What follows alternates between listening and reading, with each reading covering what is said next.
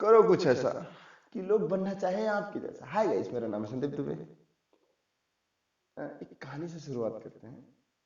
सोमेश और पराग दो अच्छे दोस्त थे। कुछ समय पहले दोनों के पिता का ट्रांसफर एक ही शहर में हुआ था। दोनों के पिता बैंक में जॉब करते थे और दोनों का परिवार एक ही कॉलोनी में रहता था। दोनों का शहर के अच्छे स्कूल में एडमिशन हो गया था। अब सोमेश और पराग दोनों अच्छे दोस्त तो थे, लेकिन दोनों की आदतों में बहुत बड़ी अंतर थी। सोमेश अपनी पढ़ाई को लेकर बहुत सीरियस था, इसलिए वो पढ़ाई पर बहुत ध्यान देता। वह स्कूल से अपने घर जाता और घर के कार्यों में मदद करता।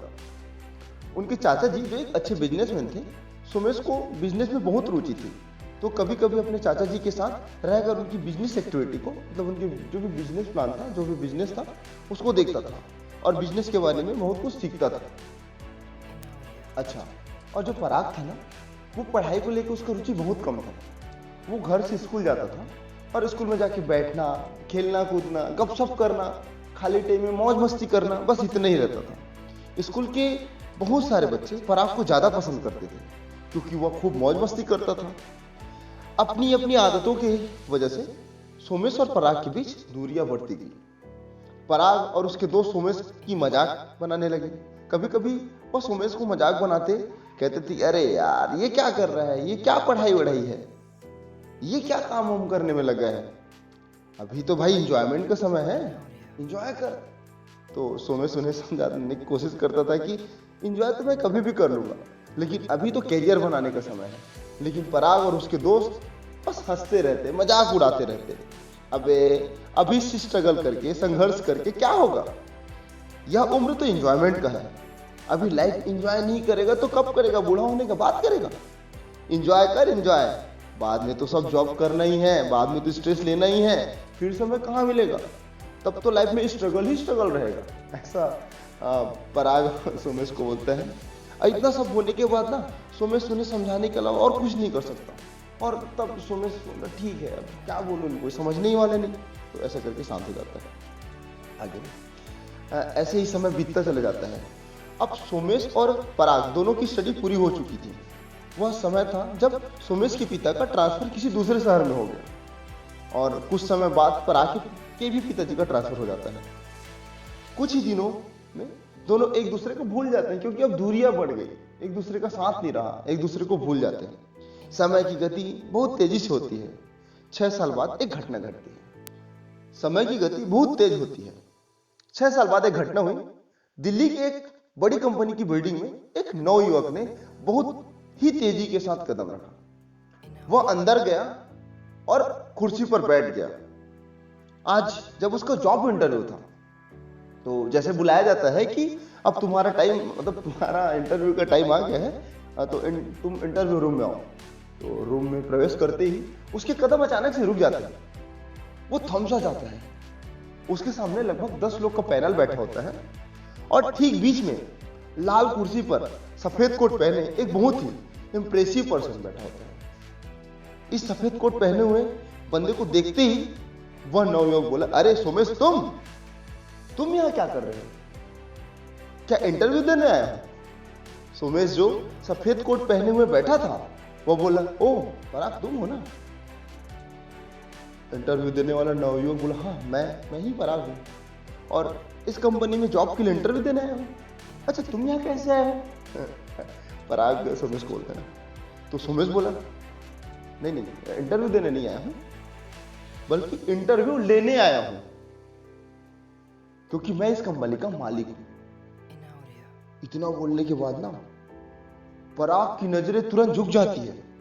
माहौल शांत हो जाता है। वह मन ही मन सोचने लगा कि मैं जिसका मजाक बनाता था, वह आज इतनी बड़ी कंपनी का मालिक कैसे बन गया। अब सोमेश ने पराग को देखकर कहा, अगर तुम इंटरव्यू के लिए आए हो तो हमारे बोर्ड तुम्हारे इंटरव्यू तो लेंगे। कुछ मिनट इंटरव्यू चलने के बाद बाहर निकलते हैं और 10-15 मिनट बाद बोर्ड के लोगों ने पराग को रिजेक्ट कर दिया क्योंकि वो उस काबिल का नहीं होता। और बोलते हैं कि कहा उसके पास जो डिग्री है ना, वह यह बताती है कि वो अपने स्टूडेंट लाइफ में बहुत कमजोर रहा है और आपके पास कोई जॉब एक्सपीरियंस भी नहीं है, इस बिहाफ पे हम आपको जॉब नहीं दे सकते। तो पराग एकदम, मतलब बहुत तकलीफ हो जाता है कि यार क्या होगा ऐसे करके। तो पराग तुरंत सोमेश की तरफ मुड़ा और सोमेश के सामने रोना सा मुंह बना लिया कि अब रोना, जैसे रोना स्टार्ट करने ही वाला है, और बोला, मैं पिछले 3 साल के लिए जॉब के लिए स्ट्रगल कर रहा हूँ। बहुत सी कंपनियों ने मुझे मैंने बहुत सी कंपनियों में इंटरव्यू दिया, लेकिन सब ने मुझे रिजेक्ट कर दिया। और आज तुम भी मुझे रिजेक्ट कर रहे हो। तुम मेरे दोस्त हो, कृपया करके मुझे नौकरी पर रख लो यार। सोमेश ने कुछ देर सोचा और बोला, मेरी कंपनी की सफलता का राज ये है कि मेरे यहाँ जॉब करने वाले जो ना लोग हैं वो काबिल लोग हैं। वो एक दूसरे के साथ काम करके मोटिवेट होकर और ज्यादा अच्छे से काम करते हैं, और मैं नहीं चाहता कि उनके बीच में कोई ऐसा व्यक्ति पहुंचे जो उन्हें खाली बैठने, मौज मस्ती करने को प्रेरित करे। अतः मैं तुम्हें इस जॉब में नहीं रख सकता। वह बहुत दुखी होकर बोला कि तो क्या मैं जीवन भर ऐसे ही रहूंगा, ऐसे स्ट्रगल करते रहूंगा?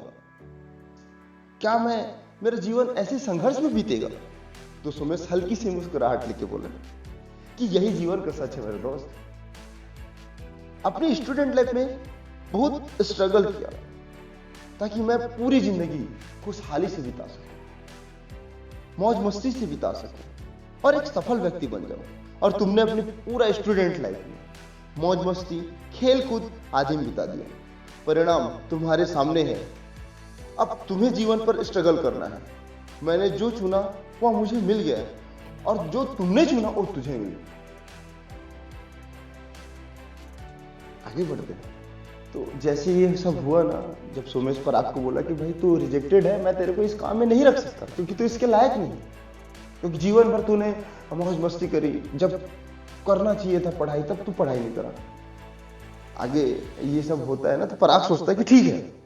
तभी पराग वहां से उठा और ऐसा चल दिया जैसे जीवन भर संघर्ष करने का वह संकल्प ले चुका है, और उसके मन में था कि नहीं अब कुछ करना है, लेकिन देर हो चुका था, अब संघर्ष का टाइम था।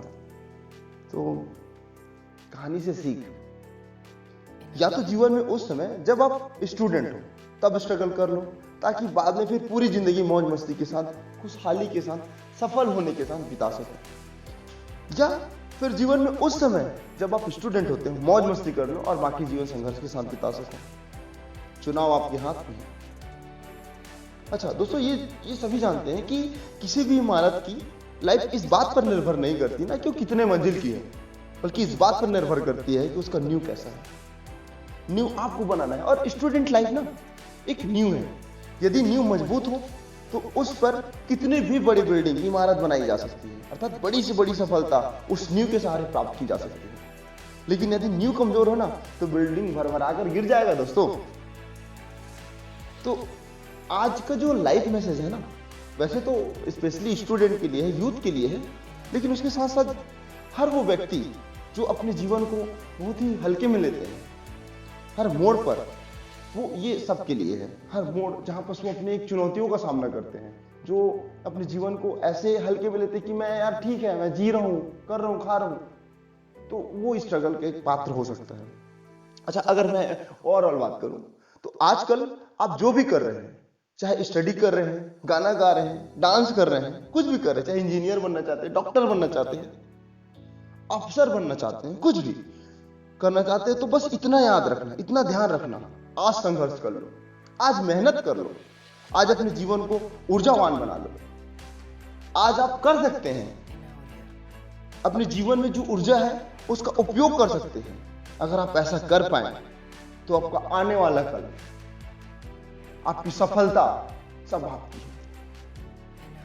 तो इसी नोट के साथ इस वीडियो को मैं खत्म करता हूं। मिलते हैं अगले वीडियो में। God bless you all.